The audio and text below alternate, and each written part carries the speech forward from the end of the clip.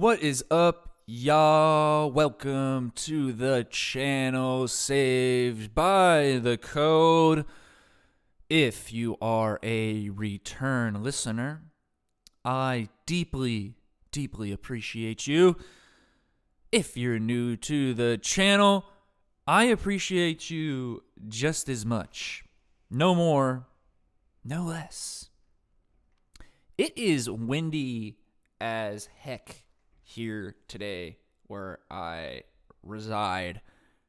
So if you hear anything in the background, something banging or whatever, it is the wind. It is a whipping and a howling out there. It is, like my dad would say, as windy as a banshee. He doesn't even sound like that at all, but he's always saying something is as something as a banshee. It's raining like a banshee out there. What is a banshee? Let's see what is a banshee. This is how we're starting this episode out today.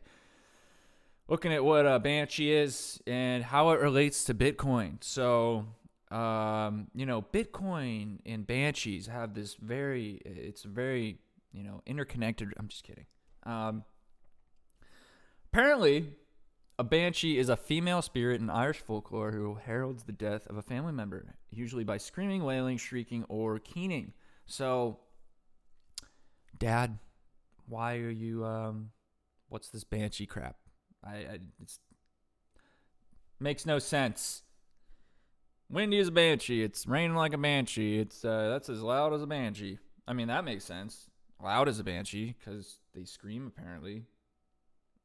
But I'm really glad I found out what a banshee was in this episode today, and I hope I've provided you with some very useful information.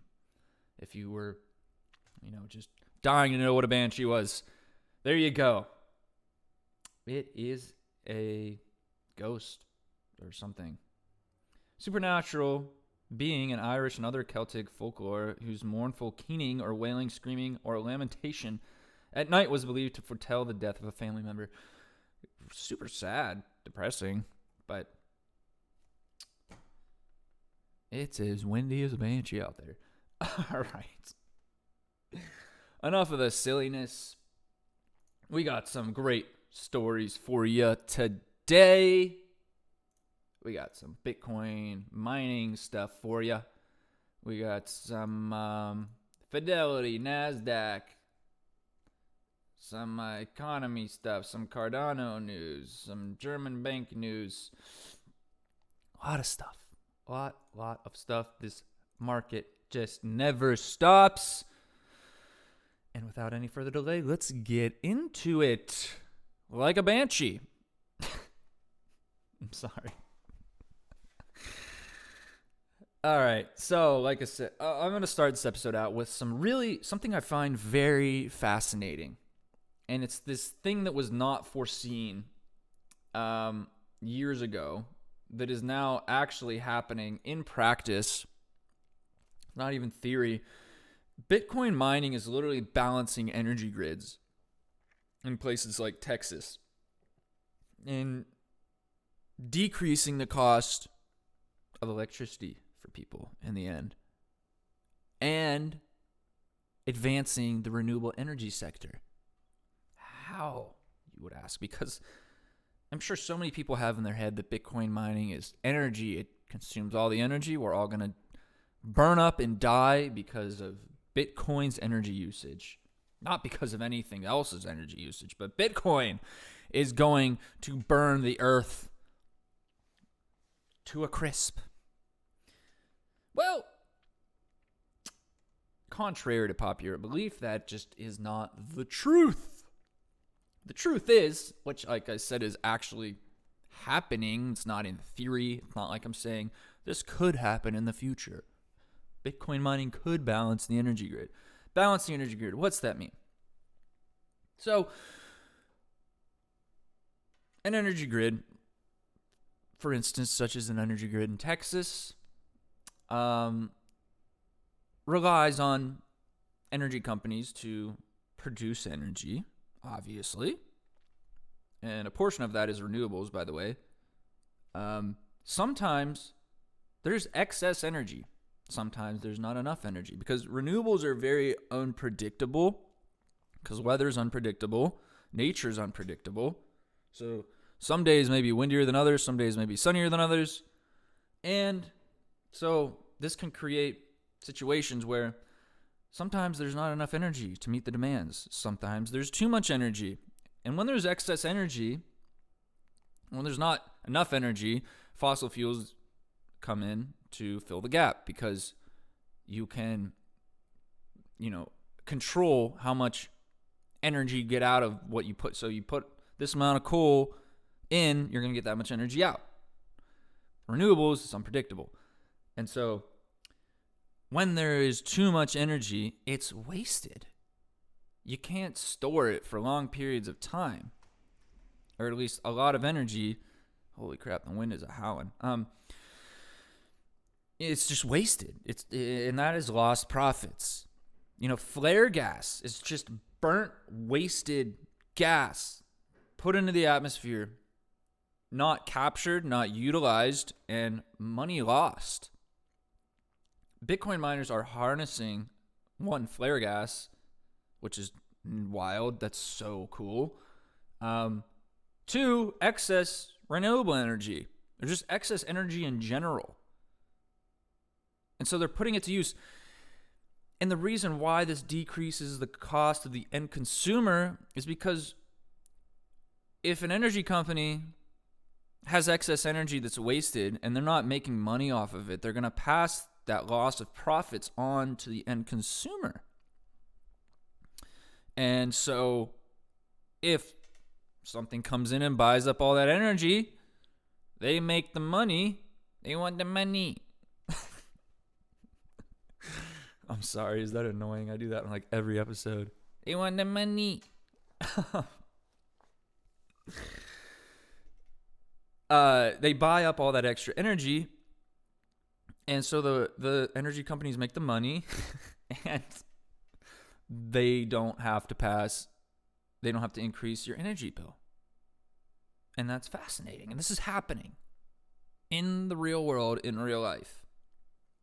And so it balances the grid. So in times where there isn't enough energy to meet the demands, and because Bitcoin miners are operating, like has been observed, like there's times in Texas, because Bitcoin mining is very prevalent in Texas. They're very accepting of it. And where there's times where they don't have enough energy because of the Bitcoin miners in the area, you can shut off your operation. They have agreements to where if we don't have enough energy and we need more power, you need to shut down your operation for a couple hours or whatever they need to do. And you can instantly shut off a Bitcoin mine with the press of a button, literally. You can be like, done. There you go. You get a bunch more energy to make up for the loss, for the high demand, the peak demand hours. And they receive subsidies from these energy companies. And then when there's excess energy, Bitcoin miners buy it up and make the energy companies happy. Just stabilize. It just stabilizes things. That's just how energy works. There's either excess or there's not enough. And in areas with Bitcoin mining, they literally balance it out. When there's too much, they buy it up, lowers your energy costs. When there's not enough, they shut down their mine for however long, receive subsidies, and this is happening in real time. It's a mutually beneficial relationship. And it's fascinating to see something that wasn't seen years ago, but is happening in real time right now. This is not in theory. And so all those articles you see about Bitcoin mining that's going to blow up the earth, we're all going to burn and die because of Bitcoin mining, just aren't true. They're not true. Just trying to get you to think Bitcoin is bad. Bitcoin bad. Use lots of energy bad. No further research or thinking. Bad, just bad. But when you look deeper into it, that's what's actually happening. All right, moving on. Like I said, I just want to start out with that. I thought it was so fascinating, amazing that this is actually happening. And it also, when these energy companies get more money, I mean, I don't know what they'll do with it, but I would imagine that they would invest it into more of their company. Like if you're a smart business owner, big business owner, you're going to reinvest it into your company. Reinvest it maybe into renewables and maybe advance renewable energy production and research, infrastructure production, renewable energy research. It's just a mutually beneficial relationship. It's just wild to see this is actually happening. Anyways, moving on. I don't want to make this episode too long. I got a lot of stuff to go through. Really cool stuff. Check it out. It's awesome. How Bitcoin can balance grids. Bitcoin mining complexity has reached a record high. There's something called Bitcoin mining difficulty. It's how difficult it is for these specialized computers that are mining Bitcoin to mine Bitcoin. And the higher the difficulty means the more competition there is in the industry, and it's reached an all-time high as of like today or yesterday. And that means there is tons of competition. There's tons of interest in the Bitcoin mining industry, and that is indicative of the health of the Bitcoin network. And it has never been healthier, regardless of price. The competition and the health of the network has never been healthier. Has never been better. And that is the backbone of Bitcoin, is the mining. Like if mining isn't good, Bitcoin isn't secure, and the network is not healthy. It's as healthy as it's ever been. It's as strong and secure and decentralized as it's ever been. I've worked at a Bitcoin mine, and it was amazing to see the scale of it. This place was huge. I'm talking a $300, $400 million site with it was like 13,000 miners. Massive investment, massive interest. And this was just one site in the middle of nowhere. And there's so many sites like that around the world. It's the largest computing network in the entire world. It really is. So yeah, the difficulty is at an all-time high, meaning the competition is at an all-time high, meaning interest and influx of miners into the network is just growing and getting bigger, meaning that Bitcoin is more unstoppable. And it's wild to see. All right, moving on. Like I said, I don't want to make this episode too long. There's a lot to go through today. So Bitcoin difficulty has reached an all-time high. It's crazy. All right, time to get into some institutional stuff. Nasdaq and Fidelity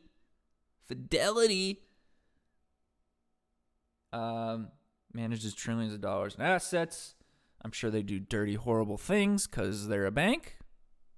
It's just what banks do. But the exposure this provides for Bitcoin is great. You know, you see Fidelity and Bitcoin even in the same sentence. People are going to be like, whoa, okay, they're interested in Bitcoin. Maybe I should look into it.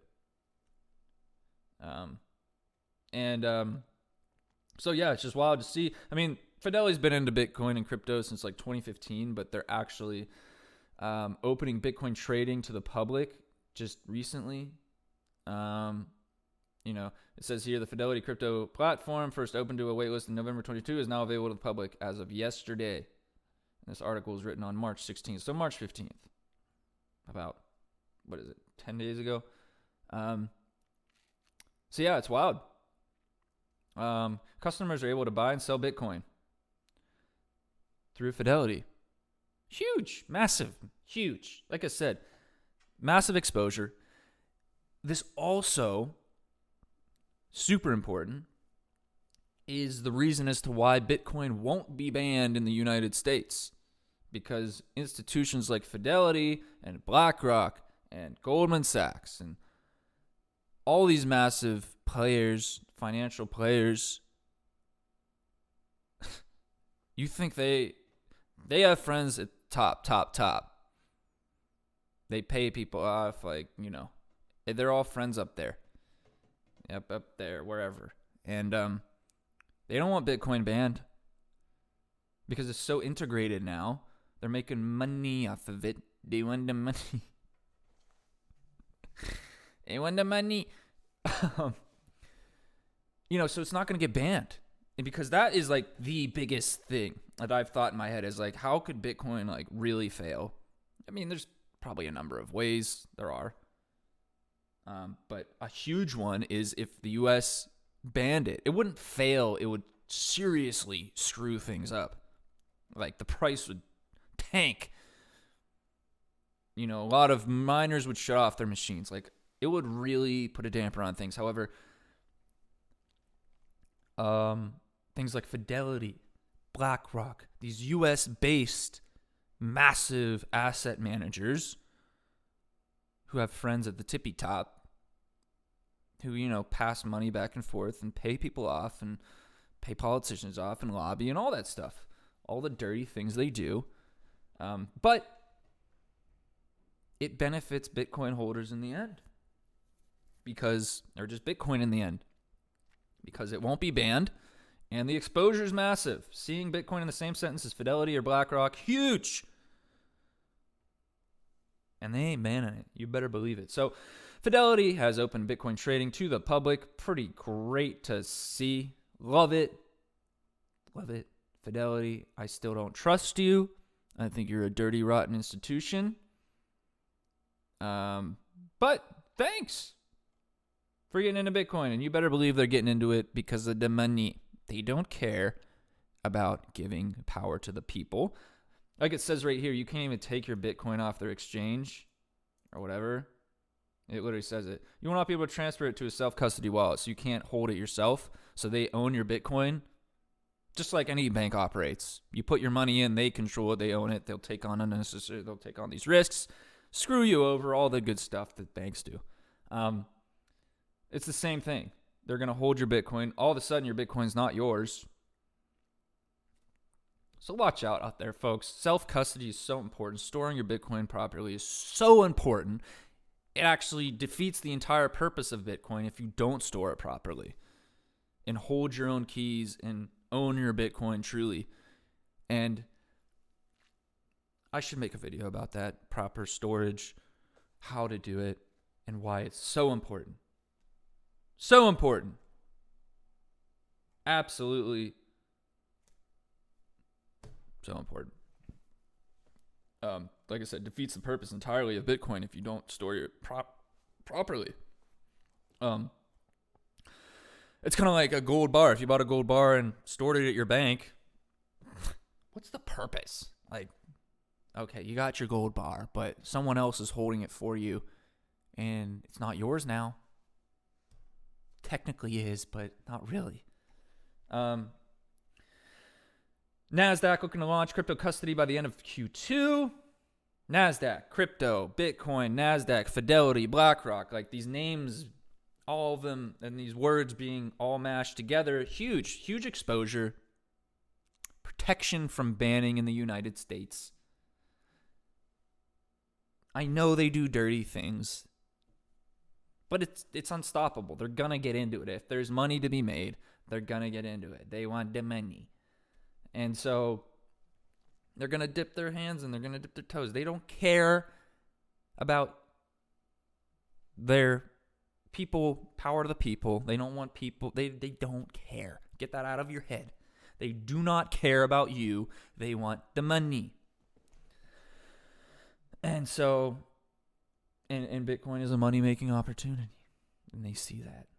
And so this is the reason. And a lot of people are demanding it. It says it here that, let's see, it says it somewhere here. It's just the demand for it is very high. From Fidelity, within Fidelity, from the Nasdaq, people want to trade Bitcoin. They want to. And so they can make money off of the trading fees. Hence why they're implementing it. That's it. That's the only reason why. They want to make money. But huge exposure and protection from banning because they have friends in high places. So thank you, Nasdaq, Fidelity, for that. Appreciate you. All right. On to the next story. Economist Peter Schiff warns inflation is about to get a whole lot worse. Americans' cost of living to go way up. Horrible, just terrible. And I think this will happen. Cost of living already has gone up. I don't know if you've noticed, gallons of milk are now $6, $7. Eggs are $6, $7. The wind is going crazy out there. It's expensive to go to the grocery store now. It's expensive to fill up your car. It's expensive to do anything anymore. In just recent times. Didn't used to be this bad. And apparently it's going to get worse because of inflation, hyperinflation, more money printing, more devaluing of your hard-earned money by a few people at the top who, by the way, can just print as much money as they please. Fire up the money printer there, Jerome. Let's go. I need $1 trillion. Let's see it. All right. Fire it up. With every printed dollar, your dollar gets devalued in your wallet and your bank account. It's a hidden tax. It's a dirty, rotten, deceiving way to devalue your money while a few benefit. The further you are from the money printer, there's actually a term for it. It's called the Cantillon effect. The more you are hurt. And you better believe they are pocketing so much of that. There is no regulatory agency monitoring any. Where's that money going when it's printed? Where does it go? Exactly where does it go? Where do your tax dollars go? Even if there was a regulatory agency, it would be fraudulent and they would lie to you. So it doesn't even matter. We need a new system. And Bitcoin's that new system. Here's a quote from this article. It's because of the government that Silicon Valley Bank was in the position that it was. The reason it owns so many long-term, low-yielding U.S. Treasuries and mortgage-backed securities was because the Fed kept interest rates at zero for so long.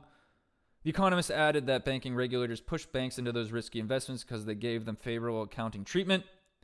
They don't have to take any haircuts. They don't have to mark them to market. So the government created the problem. Apparently, this guy thinks that the government created a problem. Peter Schiff, he hates Bitcoin, by the way.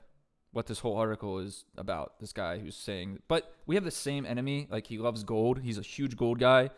He recognizes the fact that the government's horrible. Central banks are terrible.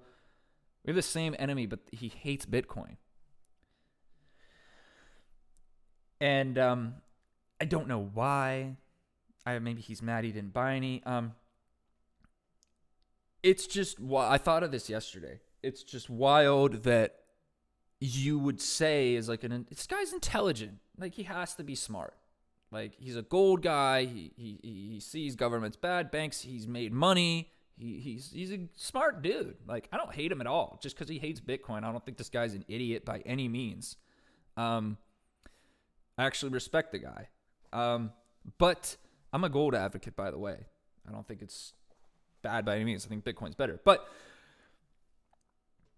if you say Bitcoin has no use case, you are literally saying, so Bitcoin is a decentralized ledger, okay? A ledger. Ledgers are essential to the functioning of humans. Like, we need them. We need to keep track of who owns what, who received what, who sent what to who, and at what time this all happened. A ledger being like, think of your bank account. It keeps track of where you sent money, who sent you money, when you got paid. All that stuff is tracked on a ledger. It's nice. It keeps track. It's got the time when that happened. We need ledgers. Without ledgers, we're lost. Everything is a mishmash of nothing. No one knows who owns anything. No one knows who paid who, or who sent you money, or who owns what, like how much money you have. We need ledgers. And that's all Bitcoin is. At the most simple level, is a decentralized ledger. That's the difference between it and a bank. A bank is centralized. Bitcoin is decentralized. And so when you say Bitcoin has no use case, you are literally saying ledgers have no use case. Do I need to say anything more? It's just so absurd, these people that say, Bitcoin has no use. It's useless. There's no value there. A decentralized ledger. So stupid and useless. They're either being paid off, they're stupid, or they're delusional. I'm sorry, but that's just the facts. On this channel, I don't hold back. That's just the facts. That's just the facts. You didn't do your research. You're too dumb to understand it, or you're delusional, or you're being paid off. Because Bitcoin is a ledger. It keeps track of things. Who sent what to who received what, and at what time all these things happened. And it's decentralized, which is massive, meaning that nobody owns it. So if you say Bitcoin has no use case, you're saying ledgers have no use case, which is one of the dumbest things a human could say, in my opinion. Anyways, getting back to this story. Yeah, I mean, Peter Schiff, he's on our team, by the way. This guy's smart, but he hates Bitcoin. He says it has no use case. Like I just mentioned, he's just delusional. He's not stupid, and I don't think anybody's stupid that doesn't understand Bitcoin. You know, they just didn't do any more research. It's just you weren't intellectually honest with yourself, and it's okay. But yeah, I mean, the cost of living is going to go way up. Inflation's going up. Basically saying we're all screwed. So, I mean, I totally think he's right. I don't think they're going to stop. And I'm sorry if some things on this channel are depressing or whatever, but I bring it to you because it's reality. We need to talk about it. We need to know it. And it's true. It's happening. Gallons of milk are $7, $8. Eggs are $5, $6. They were not that much. And we need a new system. Really, really do. We're going to pay for it in the end. Not them. We are. We pay for it. And it's not your fault. Life is so unfair. It's just horrible. Luckily, we have Bitcoin to save the day. It's a bird. It's a plane. It's Bitcoin. Yeah. So yeah. Peter Schiff, Goldbug. I like him. I think he's cool. Even though he literally hates Bitcoin. It's funny though, because his son loves Bitcoin. And he's always like, Dad, shut up. You're stupid. It's funny. It really is. It's hilarious. Moving on though. I don't want to make this episode too long. Cardano is, so in other news other than Bitcoin for once, there are other cryptos out there that I think are really cool, interesting projects. There's a lot of Bitcoin people that think every other project is a scam. And I just don't agree with that whatsoever. I think there's some really cool, great I think Ethereum's pretty cool. I think Cardano's awesome. There are a few others out there. Most is trash, but there are other few projects that I think are interesting and cool. And I think, this is newfangled technology. We got to experiment with it and do things. And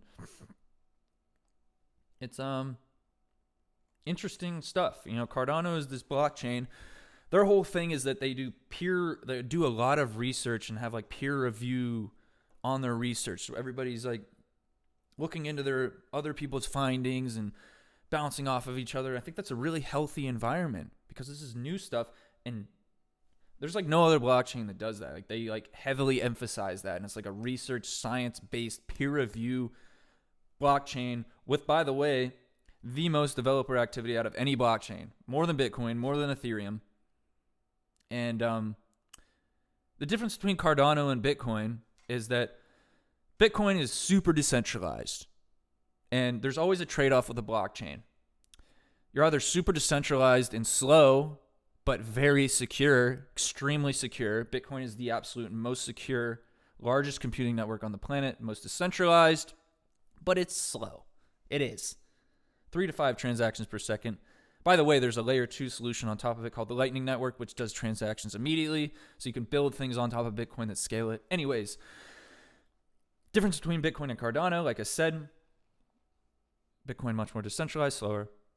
Cardano, still decentralized, not as much quicker than Bitcoin, and more scalable. So the less decentralization you have, the more scalable you are, the quicker you will be. And these are the trade-offs that have to happen within blockchain networks.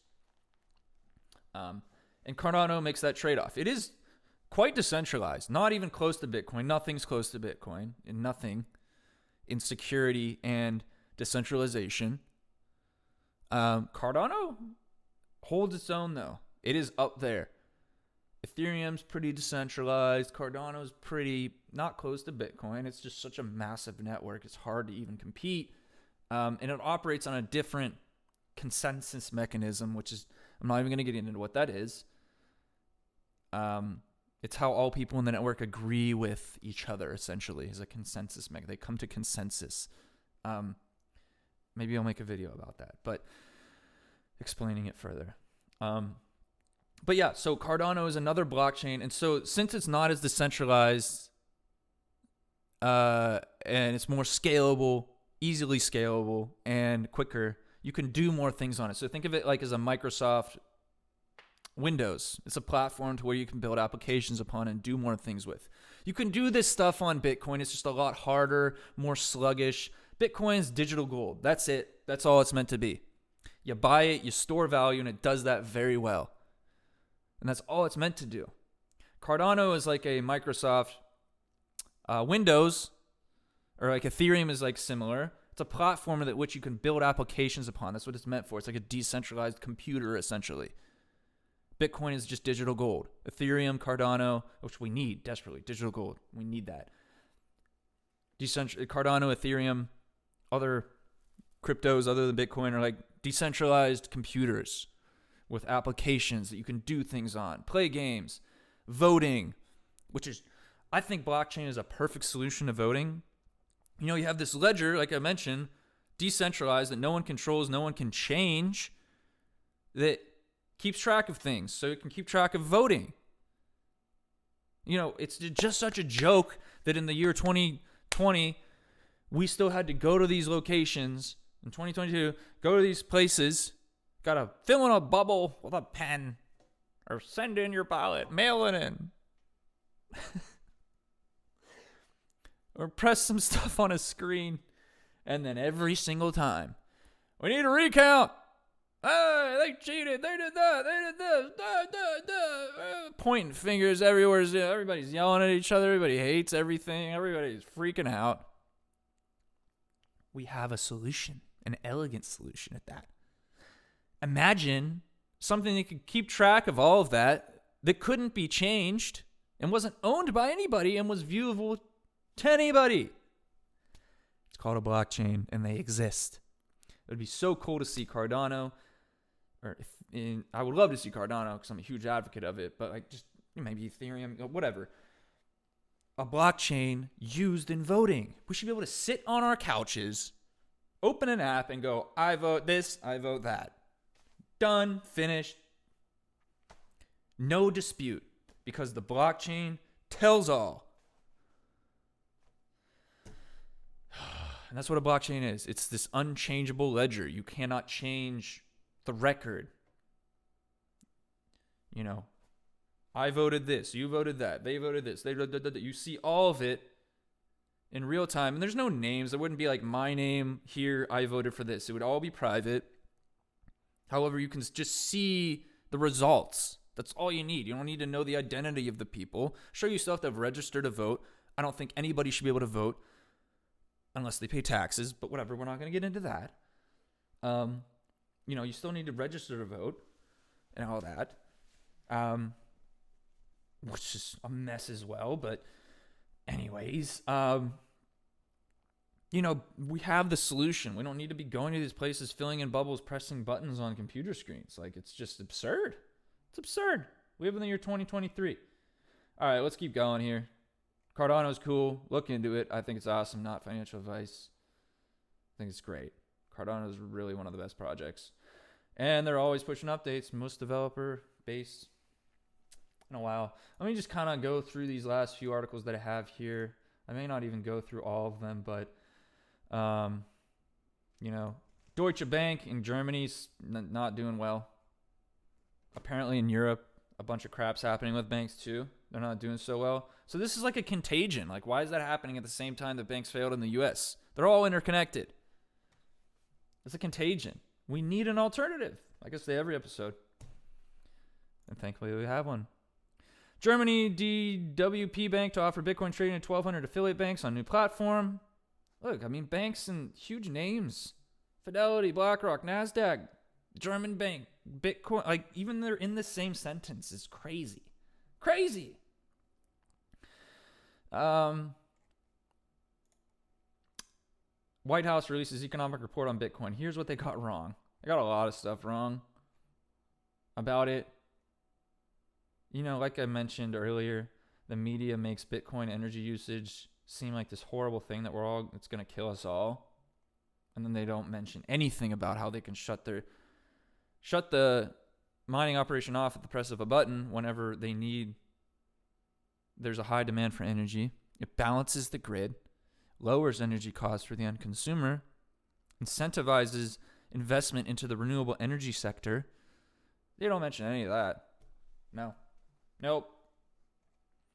Because they want to paint a bad picture in everybody's mind about how horrible Bitcoin is and it's the scourge of the earth, even though they're the scourge of the earth. Oh, goodness.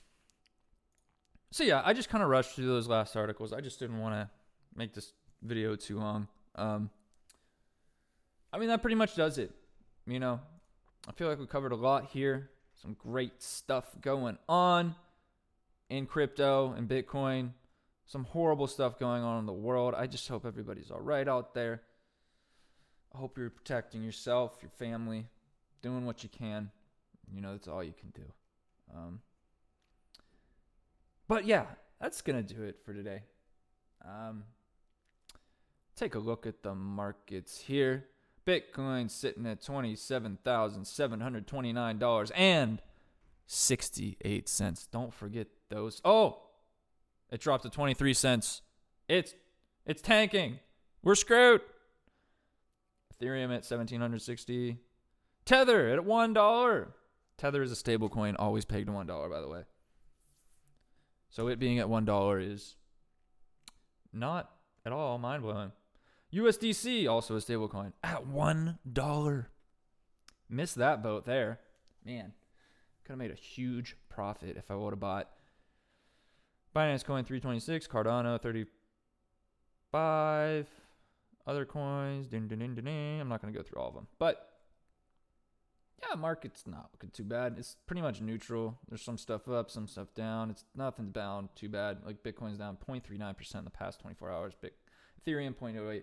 Everything's all right. We're just kind of sitting, going sideways. So, yeah, that's going to do it for today. My gosh, it's windy as heck out there. Fire truck or something just went by my house, my place. Hope it. Whoa. Do you hear that? Hope everyone's all right out there. Thank you so much for tuning in to Saved by the Code. I deeply appreciate every single one of you. Leave a like, subscribe if you like the content. Leave a comment. Whatever you want to say. I don't care. You can say you loved it. You can say you hate me. I'll leave you a smiley face. Either way. Or you could just say whatever you want. Say that you made a pie today. I would love to see that in the comment section. I made a pie. Just nothing to do with crypto. Cool. Whatever you want to comment. I want to hear it. Thank you for listening. And, yeah. Hope to tune in next time. I bid you farewell on your cryptocurrency journey.